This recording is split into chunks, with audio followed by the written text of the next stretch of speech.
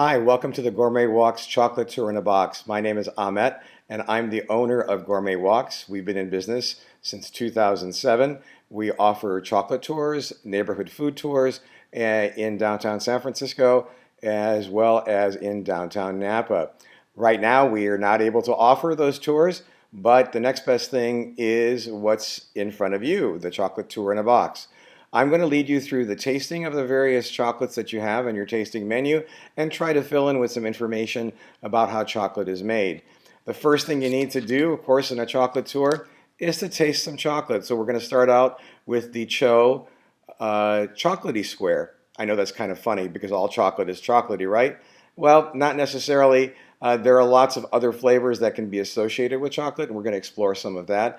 This one, the beans come from Ghana. This is a 70% square. What I'd like you to do is unwrap it, pull the square out, take a look at it, appreciate the smooth, glossy surface, and then appreciate the aroma. There's definite aroma, and that's another way to tell to differentiate between flavors. Then, if you would, snap it in half and listen for the snap. Pop a piece into your mouth and avoid the temptation to chew and swallow right away. Instead, give it a couple of quick chews and let the piece of chocolate linger on your tongue and slowly melt and appreciate it. Chocolate is, we're going to talk about something called the bean to bar process. Not every company that puts their name on the label of a chocolate bar is necessarily a bean to bar chocolate manufacturer. Those companies that make chocolate bars from cacao beans, those are bean to bar chocolate makers. Other companies buy chocolate from bean to bar companies and melt the chocolate and add all kinds of other ingredients and make those wonderful treats that we like, and those are called confectioners. And of course, the third kind of chocolate company are purveyors, the ones who buy the finished products and make them available to you. So chocolate starts here. This is a fruit. Maybe you can convince your doctor that when you eat chocolate, you're eating fruit. Might be a hard sell. This is a preserved cacao pod. This is the actual fruit of a cacao tree. Fresh ones would be about twice as large. They're not hard and dark like this. They're usually very bright, almost fluorescent colors, and about 50% bigger than this. They grow between plus or minus 20 degrees from the equator in basically tropical rainforest. You need lots of moisture, high temperatures, sunlight, and the shade of other plants, tall trees, to protect the younger, shorter cacao trees. When most of cacao production these days comes from three countries in West Africa: Nigeria, Ghana, and Ivory Coast, producing about 80% of all the cacao for the whole world. That's a relatively recent phenomenon in the production of cacao, recent being mid-19th century. For the 3,000 years of cacao production, almost all of it actually happened in the Western Hemisphere, starting with the Mayans and the Olmecs. Other places where cacao is grown includes Madagascar off the east coast of Africa, Sri Lanka, southern India, Malaysia, Indonesia. Indonesia is the third largest producer of cacao beans for the whole world. The Philippines, Vietnam, Polynesia, and then here in the Western Hemisphere, Mexico, Central America, Northern South America, the Caribbean, and even one state in the United States. Can you guess what that state is? It's Hawaii. It's the only one that's far south enough, close enough to the equator, to sustain tropical rainforest. Did you like that first piece? Cho. We're going to have several pieces from them. Cho is a company that's located right here in the San Francisco Bay Area in the town of Berkeley. It's a company that started out in San Francisco on the waterfront on Pier 17. They closed that factory store facility about 6 years ago not because they weren't having enough business, they couldn't actually produce enough chocolate there. Started by a couple of folks from Wired magazine, the plant moved to Berkeley and to a much larger facility, and almost 2 years ago were purchased by a Japanese company. Have you ever heard of a Zika Glico? Maybe not, but I bet you know their number one product. It's called Pocky. Pocky sticks, the thin little cookie sticks that are dipped in chocolate and other treats, very popular throughout Asia and also popular here in the West Coast of the United States. And we think that Glico purchased Cho to expand their sales into China. All right, time to try another chocolate square. This one is also from Cho. This one is a 67%, 68% labeled with beans from Madagascar. That's not correct. This one is with beans from Peru. The next one's going to be from Madagascar. The Peruvian chocolate square is labeled with the tasting note fruity. Doesn't have any fruit in it. As a matter of fact, it has one less ingredient than the first one. The first one had a little bit of vanilla. This one doesn't have any vanilla. But the flavor comes from the different beans and the country where it was grown. When you taste it, you might taste berry fruit, stone fruit, citrus fruit, tropical fruit, dry fruit. Depends on your palate. But it's going to be significantly different than the first one, yet it's made by the same company and has only a little bit less cacao in it. I keep talking about cacao. When the cacao is harvested and dried, this is what the beans look like. I don't know if you can see this container. Yes, you can. And they look like almonds. They're about the same size as almonds. And it takes about 6 months or so to get to this point where they can be harvested and fermented and then dried at the plantation. Then after that, they're usually purchased by wholesalers who ship them by container ships all around the world. When they're received by the chocolate makers, they are sorted and then they're roasted. And here is a roasted bean. I'll do a quick comparison between a roasted bean and here's the roasted one, and here is an unroasted bean. You can see that the roasted one is a little thinner. The moisture has gone away. Roasting, it helps to improve flavor and takes the moisture out as well. The next one we're going to try is going to be this piece. This is the one from Madagascar. This one is a 67%. And again, this does not have any vanilla. This one is labeled with the tasting note bright. Now, I like to actually think the tasting note is what I'd call tart or sour. Not a flavor you normally associate with chocolate, but many of our guests tell us they really like the flavor of this. Madagascar has a lot of bright sun, and typically when the beans are drying, often they'll dry in about 2 days. Most other places in the world, after the fermentation process, the beans dry in about 2 weeks. But that 2-day drying cycle keeps the acidity level a little higher in the beans, and that translates into a very distinct flavor. As a matter of fact, if you have the opportunity to taste single origin chocolate made with beans from Madagascar in the future, you'll recognize the flavor right away because it's kind of a universal flavor regardless of the manufacturer.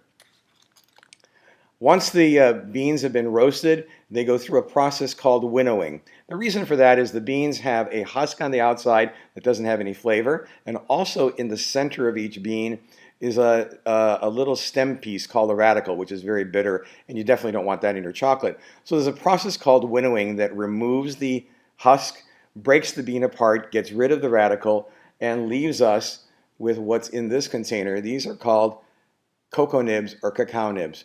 By the way, the words cacao and cocoa have come to be used interchangeably.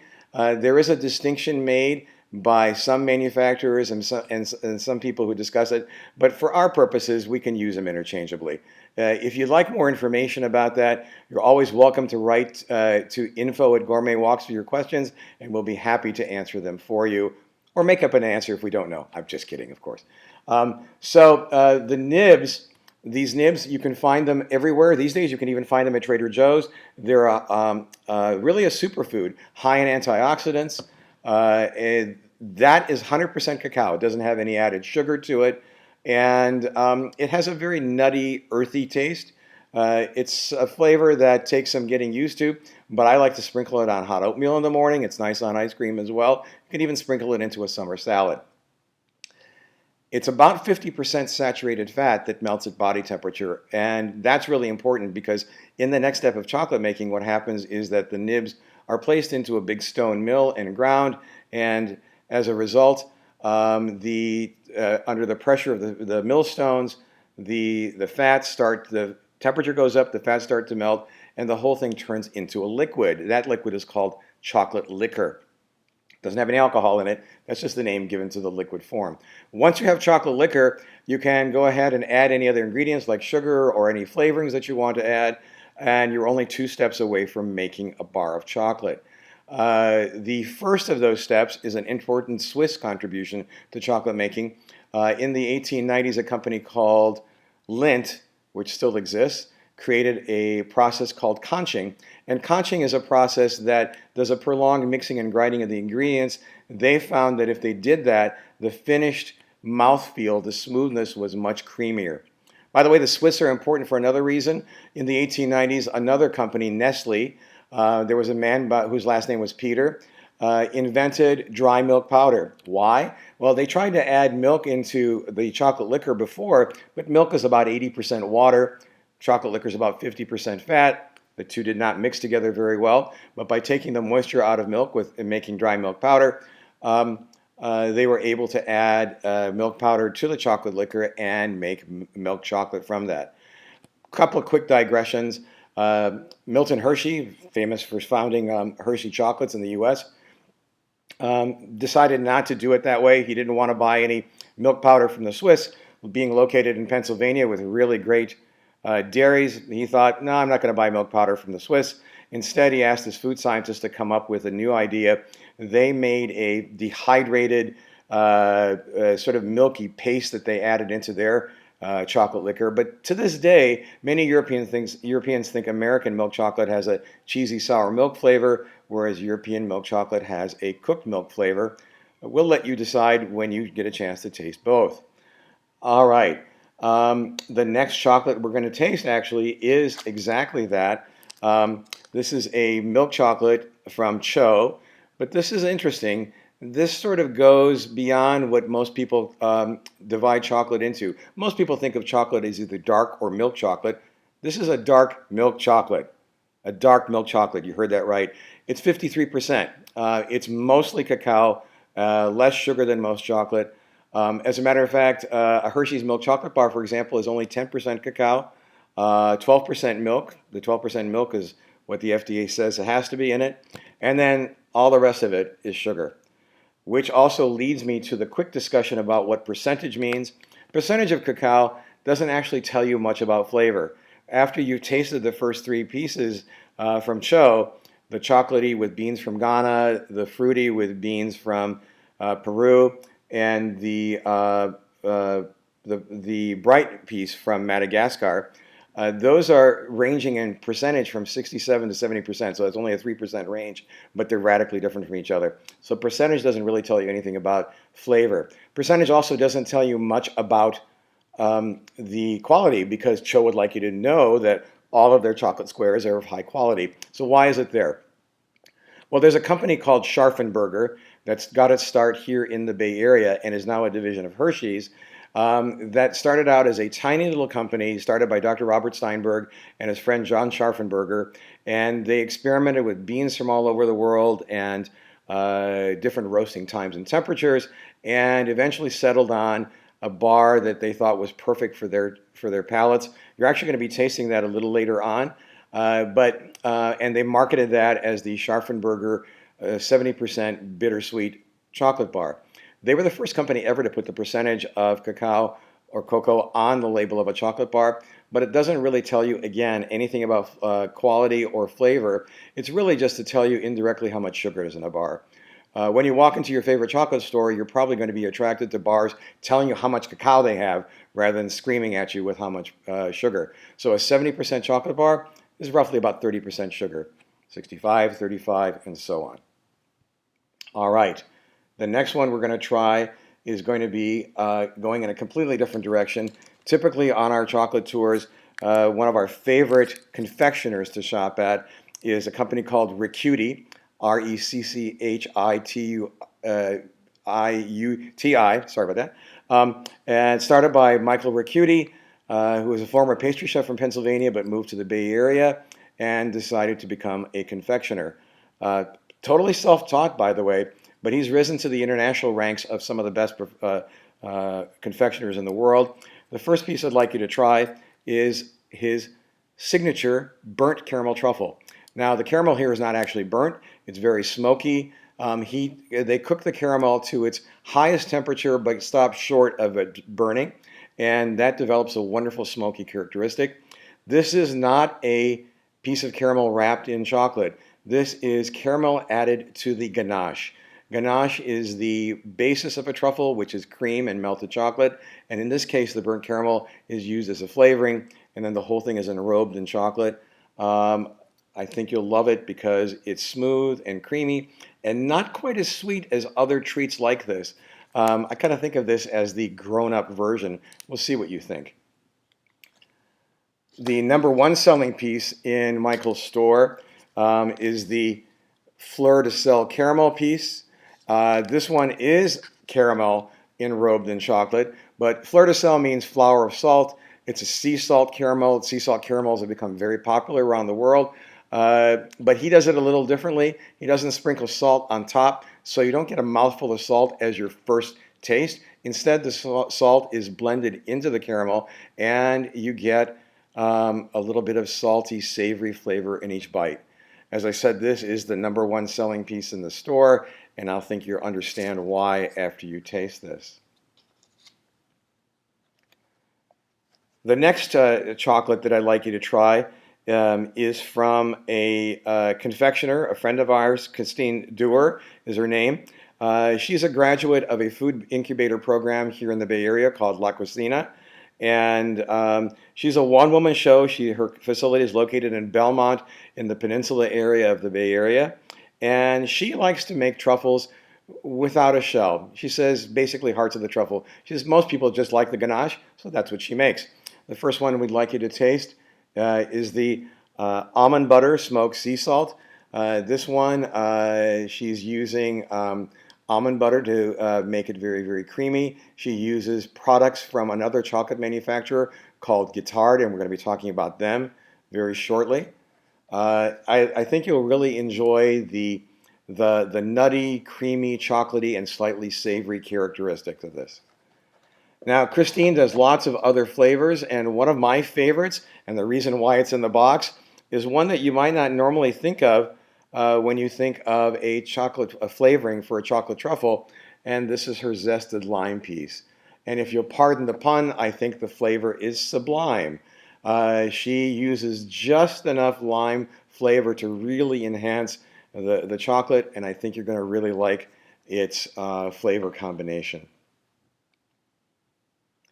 Another self-taught confectioner is Mindy Fong. Her company is called Jade Chocolate, and we've got two treats for you from her.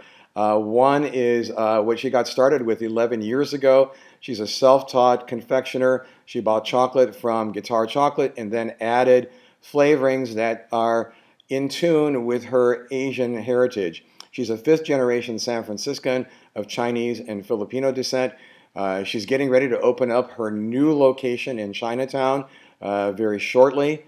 Of course, it's been difficult with the pandemic, but she's still in business, producing great chocolate. This is a particular favorite of ours because it's got a little bit of extra flavor. It's not super, super spicy, but I think it takes chocolate bars in a different direction than you'd normally be familiar with. Remember, when you unwrap this, appreciate the beautiful molding, then appreciate the aroma. Be sure to break off some pieces and split it among the 6 or more of you who are tasting the chocolate. By the way, if there are only 4 of you tasting the chocolate, it's okay. You're allowed to have some more. The other thing is that just 2 years ago, she started making truffles. She taught herself how to make those as well. And so there's a little bonus in this container. There's a 7th piece. There's a guide here when you unwrap the box. Be sure to open up the guide, and it'll help you identify all the different flavors. And the flavors are lovely. I've tried them all, and all of our guides have tried them all, and it's hard to say which one's a favorite. They're all really, really delicious. Okay. Now, on our tours, in addition to stopping at multiple tour partners that manufacture chocolate, or our confectioners, or our bakers, we also have a wonderful tour partner in downtown San Francisco called Fog City News, which started out as a newsstand and is still the most well-stocked newsstand in the city. but they now have a national reputation for being a very well-stocked, curated chocolate tour, chocolate purveyor. And we're featuring two chocolates from them that have local ties. Here's the first one I mentioned before, Scharfenberger. This is the 70% bittersweet chocolate bar from Scharfenberger. And this is what the founders said was their absolute favorite. This is available readily in many stores throughout the country. By the way, if you look at the tasting menu, I've included links to how you can purchase these chocolates directly online as well. If you need more suggestions on how to purchase them, again, be sure and email us or make a comment. Don't forget to like our video as well too. And the other one is from Guitar. This is 72% from Guitar. By the way, the name for this, Quetzalcoatl, is a reference to the Aztec origins of chocolate making too. In Aztec culture, cacao beans were actually used as currency. So you can imagine the average Aztec person didn't have access. It was really limited to the aristocracy. They did not have chocolate bars. What they did was they would grind up the chocolate cacao beans, add chiles and water and froth it up and drink it. They used it in religious rituals. They used it in they actually used it to give to the Aztec warriors in lieu of food because it gave them some energy and kept them going as well too. By the way, thinking about getting going, a lot of people think that there's a lot of caffeine in chocolate. If you have a whole bar of chocolate like this, like a 70%, it has about half the caffeine in an 8-ounce cup of coffee. So yes, there's a little caffeine, but not a lot. So you're wondering, why does chocolate always make me feel up when I have some? Well, there's a compound called theobromine, which is an SSRI. It's a mood elevator. It actually works on your synapses in your brain to make you feel good. It's also the reason why our puppies shouldn't have any chocolate. They can't metabolize theobromine, and instead of making them happy, it makes them very unhappy and ill. Guitar is a company you might not have heard of directly, but if you've ever heard of See's Candy, they're throughout the whole country now, and they're a Berkshire Hathaway company. See's started out in California. They're a confectioner, and that's the key thing. See's makes all kinds of chocolate treats, but they don't actually manufacture the chocolate. The chocolate is made by Guitar, and hope you enjoy this. We want to talk about some social responsibility in chocolate as well. That's the reason why I included a Tony's Chocolate-Only milk chocolate piece for you to try. There are some problems in the economics of chocolate cacao cultivation. Those countries I mentioned in Africa and many other places where there are cacao plantations, for every dollar you spend on a bar of chocolate, the typical cacao plantation owner gets about 4 cents. That's the owner, not the people who work there. So it doesn't go very far. And cacao is basically, the economics of cacao cultivation is a very tightly artificially controlled market.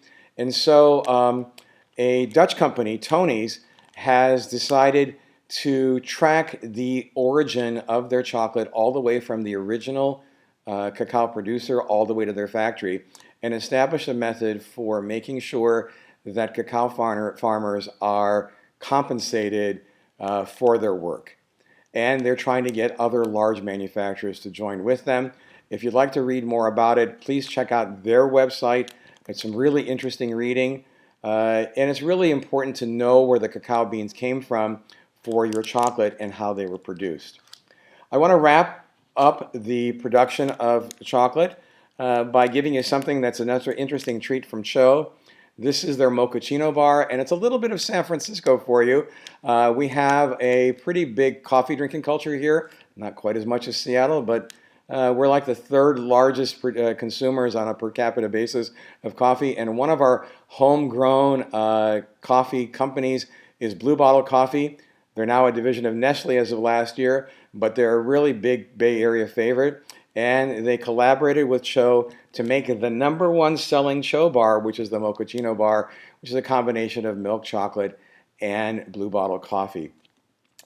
This was a very abbreviated tour. I don't want to keep you watching TV, watching YouTube. Instead, enjoy the chocolate. We hope that you'll be able to join us in person on a chocolate tour or any of our other food tours in the not too distant future. To help you along with that, we encourage shopping on our tours. So I've included some guest loyalty cards. If you go to our website at gourmetwalks.com/deals, you'll see all the different discounts that are available when you come to shop in person. You'll also get 10% off your next tour, so that'll help you when you book your next tour. I hope you really enjoyed this. Enjoy the chocolate, stay safe, and hopefully we'll see you soon on a tour. Take care. Bye-bye.